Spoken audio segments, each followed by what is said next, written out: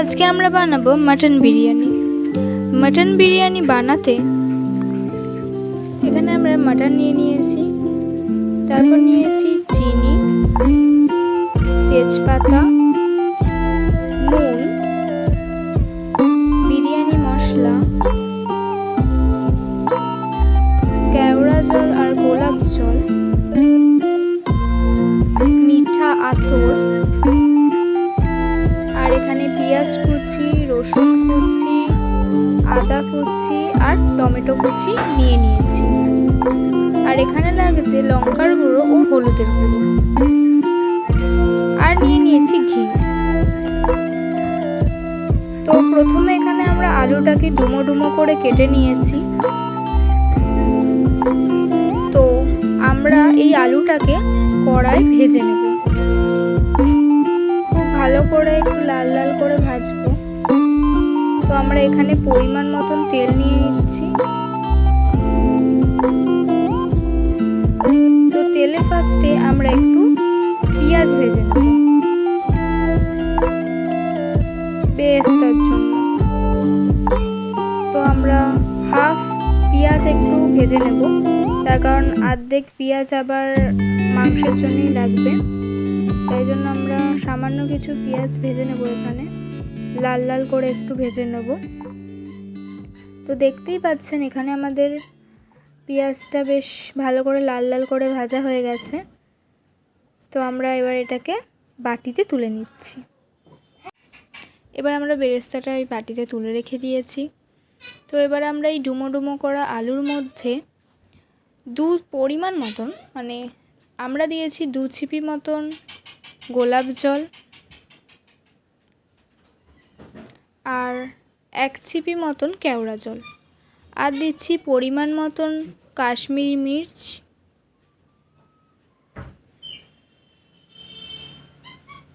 হলুদ গুঁড়ো,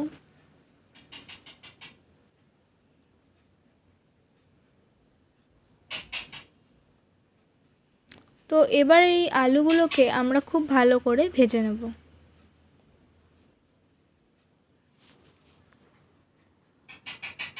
তো এদিকে আলুটা ভাজতে ভাজতে আমরা এখানে চালটাও ভিজিয়ে রেখেছি। তো বেশ কিছুক্ষণ ধরে চালটা ভিজিয়ে রাখতে হবে। আর এদিকে আমাদের আলু ভাজা প্রায় হয়ে গেছে।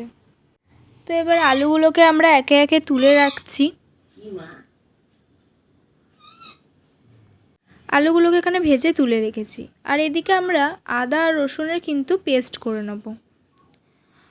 তো এখানে আদা কুচি আর রসুন কুচিটা দিয়ে দিচ্ছি, আর সামান্য একটু জল দিয়ে দেবো এটার মধ্যে, যাতে পেস্টটা করতে সুবিধা হয়।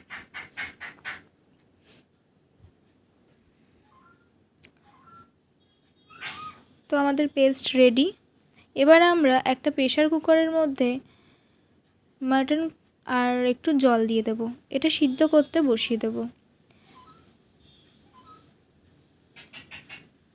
4-5টা সিটি দিয়ে কিন্তু আমরা সিদ্ধ করেছি এটাকে। তো এরপর কড়ার মধ্যে তেজপাতা, শুকনো লঙ্কা আর জিরে দিয়ে দিলাম। তারপর এটার মধ্যে এবার আমরা একে একে পেঁয়াজ কুচি দেব, টমেটো কুচিও দিয়ে দেব,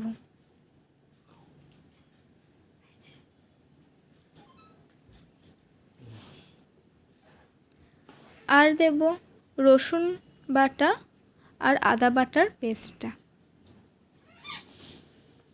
তো এবার এটাকে আমরা খুব ভালো করে কষিয়ে নেব।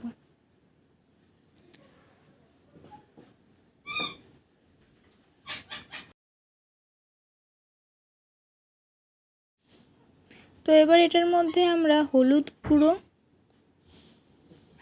দিয়ে দেব পরিমাণ মতন, আর দেব কাশ্মীরি লঙ্কার গুঁড়ো।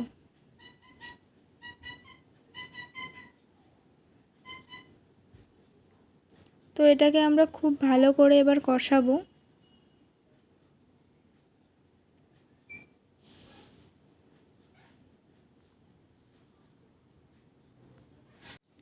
এরপর এর মধ্যে আমরা পরিমাণ মতন নুন আর সামান্য একটু চিনি দিয়ে দেব।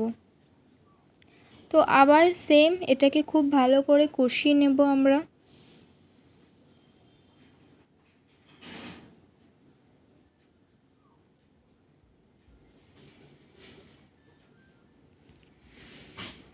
এখানে আমাদের মাটনটা সিদ্ধ হয়ে গেছে। তো এবার এই মাটনটাকে আমরা এই মশলাটার মধ্যে দিয়ে দিলাম। তো এবার এটাকে আমরা খুব ভালো করে একটু নাড়াচাড়া করে এটা কিন্তু এবার আমরা কিছুক্ষণের জন্য চাপা দিয়ে দেবো। তো মাটনটা দেওয়ার পরও কিন্তু বেশ কয়েকবার কষাতে হবে। তারপর এর মধ্যে আমরা কেওড়া জল দিয়ে দেব 3 ছিপি মতন, আর দেব গোলাপ জল, যেটা দেখতেই পাচ্ছেন আমরা 2 ছিপি মতন গোলাপ জল দিয়েছি আর 3 ছিপি মতন আমরা কেওড়া জল দিয়েছি। তো এইবার এরপর এটাকে আমরা ঢাকা দিয়ে রেখে দেব। তো এখানে আমরা ভাতটা বসিয়ে দিয়েছিলাম। তো ভাতের মধ্যে আমরা পরিমাণ মতন নুন আর চিনি কিন্তু দিয়ে দেব।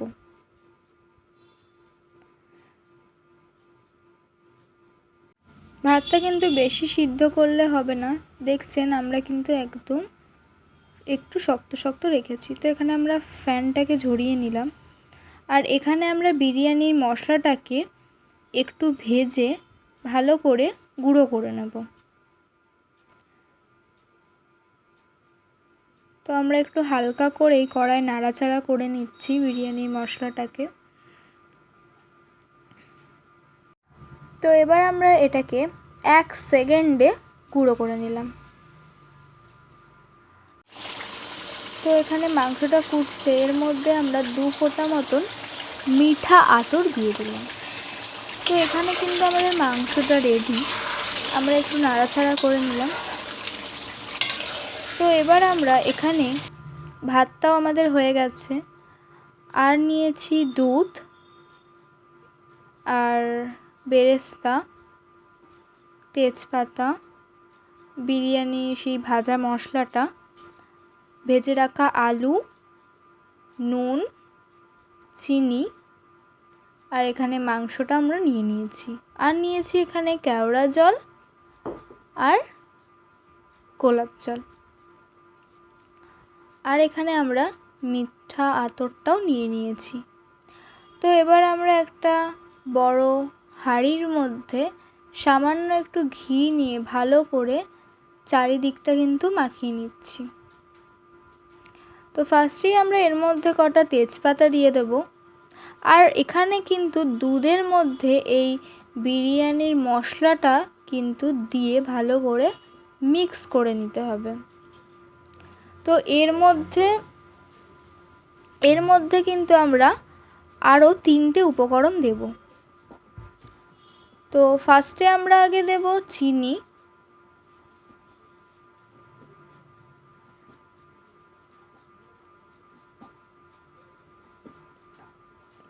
তারপর এখানে আমরা 1 চিপি রোজ ওয়াটার আর 1 চিপি কেওড়া জল দিয়ে দিলাম, আর দিলাম 1 ফোঁটা মতন মিঠা আতর। তো ওই মিশ্রণটা আমাদের রেডি হয়ে গেছে। তো এবার আমরা হাঁড়ির মধ্যে অল্প কিছু ভাত নিয়ে আর অল্প কিছু আলু এর মধ্যে দিয়ে দেবো। তারপর আমরা আবার অল্প একটু ভাত ছড়িয়ে দেব, মানে এই রকমই প্রসেসটা হতে থাকবে। তো আপনারা দেখে নিন যে এইভাবে কিভাবে সাজাতে হচ্ছে।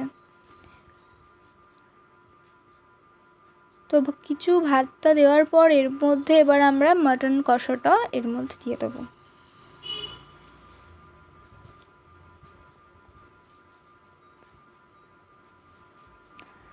তো আপনারাও এই প্রসেসটা দেখে নিন যে কিভাবে এটা সাজাতে হচ্ছে।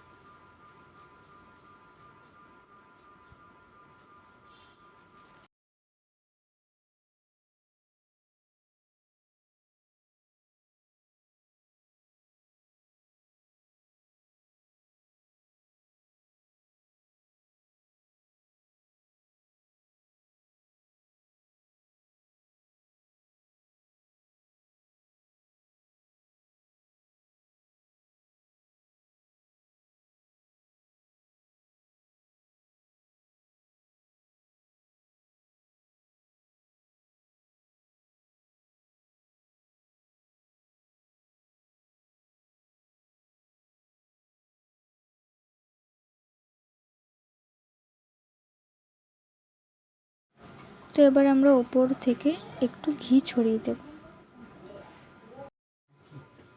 এটাকে কিন্তু এবার আমরা স্টিমে বসিয়ে দেবো।